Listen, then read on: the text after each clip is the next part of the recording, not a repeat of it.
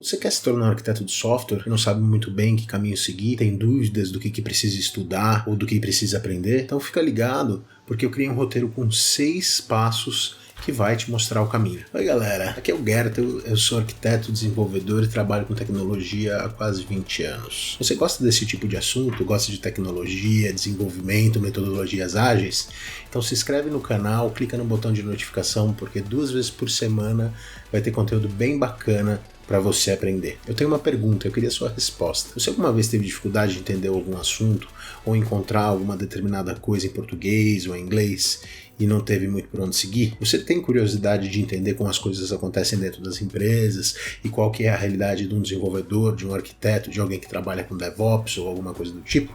Então posta o seu comentário aqui embaixo, porque quem sabe ele pode ser o assunto do próximo vídeo. Um fato curioso é que durante a minha carreira, uma das perguntas que eu mais recebo dos meus colegas: que caminho deve ser seguido para se tornar um arquiteto de software? Isso é muito interessante, porque a arquitetura de software é alguma coisa que, no meu ponto de vista, não é tratada da forma que deveria. Muitas empresas não consideram e muito menos têm um arquiteto no quadro de colaboradores. As pessoas não sabem muito bem o que precisam estudar, que caminho que tem que seguir, o que faz um arquiteto no dia a dia. Então eu desenvolvi um roteiro com 6 passos que vai te ajudar a saber onde você está profissionalmente e o que tem que ser feito para você se tornar um arquiteto no mercado de desenvolvimento de software. Passo número 1. É importante que você verifique se você está preparado. É importante você ter paixão por desenvolver novas soluções, por atuar como um mentor, a dividir conhecimento, conversar com as pessoas, ensinar as pessoas, trazer novas tecnologias para dentro da empresa. Você está antenado a respeito dos trend topics que são relacionados à área de tecnologia e também a determinadas indústrias. Isso é muito importante. Também, para ser um arquiteto, você precisa ser alguém que tenha conhecimento de multiplataformas. Tem que ter experiência com diferentes distribuições, soft skills, um bom relacionamento interpessoal, que saiba conversar com as pessoas, negociar, facilitar muitas vezes. Eventualmente, montar equipes, que você entenda a política da empresa e saiba navegar dentro dessa política. Então a primeira coisa que deve ser feita é verificar se você está preparado. Pense muito bem a respeito desses pontos e veja se realmente é isso que você quer fazer. Não é só codar, não é só desenvolver, tem muito mais coisas envolvidas e é importante que você saiba e equalize as expectativas. Número 2, você desenvolva um roteiro pessoal. No próximo vídeo, vou te ensinar a desenvolver esse roteiro. Esse roteiro vai te dar uma visibilidade do que você sabe, do que você não sabe e de como estudar esses assuntos. Existe uma instituição chamada Open Certified Architect. A gente vai olhar para essa instituição e o que ela cobra na certificação de arquitetos, mas não com o intuito de tirar a certificação, e sim com o intuito de aproveitar o conteúdo para montar o nosso radar pessoal. Dessa forma, vai ficar muito fácil você entender o que precisa ser aprendido, qual foco você tem que ter na hora de fazer os seus estudos. Uma coisa interessante é que o OpenCA ele divide as qualidades de um arquiteto em 3 frentes distintas. Uma chamada de Core Foundation Skills, uma chamada de Experience Skills e uma chamada de Professional Development. Cada uma delas olha para uma frente distinta da profissionalização e do aprendizado de um arquiteto. Esse é um assunto que é um pouco mais complexo. Então, eu vou reservar o próximo vídeo inteirinho para a gente desenvolver esse roteiro do começo ao fim. Este primeiro vídeo, a gente vai ter um overview geral de tudo que vai compor esse roteiro e cada um dos pontos que são muito importantes. Número 3, foque em amplitude, não em profundidade. Isso é polêmico. Muito desenvolvedor quer virar um especialista. E tá tudo bem com isso, não tem problema. Só que o papel de um arquiteto não é ser um especialista. Um arquiteto ele tem que ter fôlego, ele tem que ter amplitude. Eu vou dar um exemplo, a gente pode representar isso como um triângulo. Imagine um triângulo dividido em 3 partes. A parte de cima, o topo do triângulo, são as coisas que você sabe. A parte do meio são as coisas que você sabe que não sabe. E a parte de baixo são as coisas que você não sabe que você não sabe. Isso é interessante, porque olhando para esse triângulo, um desenvolvedor júnior, por exemplo, a parte de cima é bem pequenininha. Então são as coisas que ele sabe. Logo abaixo, a parte do meio também é pequena, que são as coisas que ele sabe que não sabe. Então ele precisa estudar muitas coisas e aprender muitas coisas. E a maior parte é a parte de baixo, que é a parte que ele não sabe que não sabe. Ele tem que aprender muita coisa ainda que ele nem ouviu falar. Esse triângulo para um júnior tem mais ou menos essa característica. Já olhando para um desenvolvedor sênior, é um pouco diferente. O desenvolvedor sênior, o topo, A área é grande, porque ele tem um grande expertise técnico, ele conhece muito profundamente algum assunto. Então a parte de cima do triângulo ocupa um espaço relativamente grande. A parte do meio também é relativamente grande, mas é menor do que a parte de cima.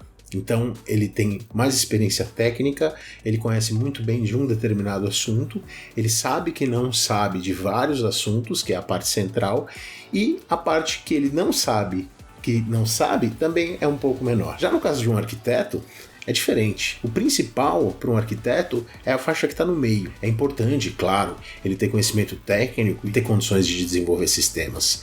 Só que o principal para um arquiteto é focar em amplitude. A parte do meio, que está relacionada a coisas que eu sei que não sei, é a parte que tem que ser a maior para um arquiteto. Por quê? Porque existem várias formas da gente resolver um determinado problema. Eu não preciso ser especialista em uma forma para conseguir resolver esse problema. Por exemplo, a parte de mensageria. Existem várias formas de resolver o problema de mensageria, vários frameworks, várias implementações. Eu não preciso ser especialista, por exemplo, em Kafka ou em RabbitMQ.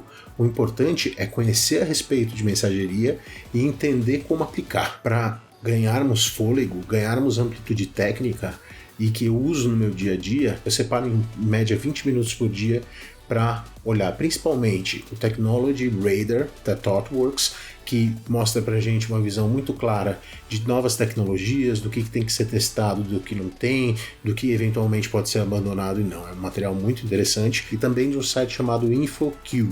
Tem muita coisa bacana a respeito de tecnologia para ler. Então, se você diariamente tirar 20 minutinhos para olhar a respeito disso, com certeza isso já vai aumentar a tua amplitude e vai te dar um caminho para estudar e aprender coisas novas. Número 4. Aprenda estilos e padrões de arquitetura. Isso aqui é muito comum. A gente ouve muito desenvolvedor falar a respeito de microserviço, orientação a eventos. Existem diversos padrões que podem ser aplicados. Uma coisa que é muito importante é saber quando aplicar cada um desses padrões. Para isso, a gente vai para o próximo item, que é o número 5, que é justamente aprender a analisar trade-offs. Os trade-offs são um balanço do desejado com o incompatível. Uma das coisas aqui que a gente pode usar como exemplo de trade-off é um cliente, por exemplo, falando que quer 99,99 de disponibilidade, de redundância e de tudo que a gente pode falar de boas práticas quando a gente fala de um sistema em nuvem, só que ele quer gastar pouco. Então, é muito importante, como arquiteto, você fazer análise de trade-offs. A gente vai falar a respeito disso. Em cada um dos vídeos a gente vai se aprofundar e vai entender um pouco melhor o que tem que ser feito. Número 6. Desenvolva soft skills. É importante você olhar para as skills que são relacionadas a pessoas. É importante você conseguir se comunicar, que você se torne uma pessoa de referência, onde quando os desenvolvedores tiverem alguma dúvida ou as pessoas de negócio quiserem conversar alguma coisa, elas vão te procurar. E para isso é importante que você saiba se comunicar, que você saiba falar a respeito da arquitetura, você saiba apresentar as decisões de arquitetura, que você saiba negociar, que você tenha skills de negociação para tratar com os owners, com as pessoas que bancam o projeto e que querem determinadas funcionalidades. Esse primeiro vídeo é bem rápido. É só uma introdução do que a gente vai falar nessa série. Em cada vídeo seguinte, a gente vai se aprofundar em um dos tópicos que eu vou comentar aqui. Então, é importante que você segure as expectativas, mas que entenda o que eu estou falando nesse primeiro vídeo, porque se porventura você for pesquisar, você vai ver que já tem muito material para referência. Na quinta-feira, a gente vai produzir o nosso roteiro pessoal. Então a gente vai ter um vídeo inteirinho dedicado para tratar esse segundo ponto do nosso roadmap. Então galera, mais uma vez, clica aqui embaixo, se inscreve no canal, ative as notificações, porque toda semana a gente vai falar a respeito de assuntos que são muito legais para você se desenvolver profissionalmente, para você crescer profissionalmente, conseguir entender um pouco mais do que está envolvido a área de tecnologia e desenvolvimento. Muito obrigado por assistir, muito obrigado pelo apoio, espero que você goste de todo o conteúdo que a gente vai produzir nesse canal e a gente se vê na quinta-feira.